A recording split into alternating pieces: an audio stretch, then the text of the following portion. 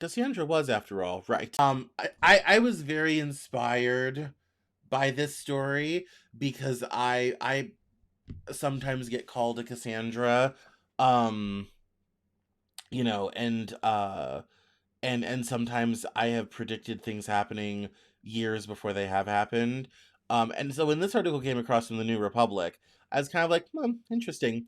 The Americans saw this coming but were ignored and maligned. Call them the Cassandras, the people, mostly not white and male, who smelled the fascism all over Trump from Jump Street. Why were they alarmists and how did anti alarmism become cool?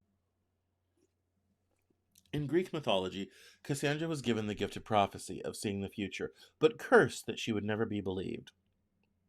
Her name is sometimes used as a pejorative for an overacting alarmist, which, appropriately enough, misses the point.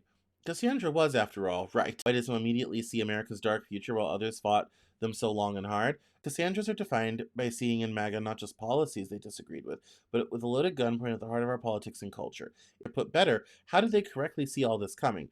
Virtually all the Cassandras would make the same points. They used different examples and discussed them different ways, but the bones of the argument were the same.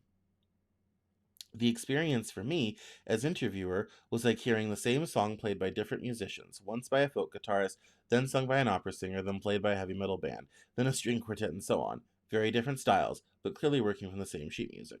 I started to think of this as the Cassandra song. It plays as follows. 1. Trump, or senior people in the movement, said, insert bad outcome or values. 2. We had good reasons to think they meant it. 3. We had good reasons to think his base wanted it. For any of the outcomes Cassandra's feared, they could cite rhetoric from Trump. The common understanding at the time was that all this was just political theater or rhetorical excesses, that Trump had no real convictions. But Cassandra's didn't see it like that. And looking back, it was all obvious. Her modern counterparts were not uncovering some carefully concealed secret, but simply using their eyes, their ears, their basic reasoning.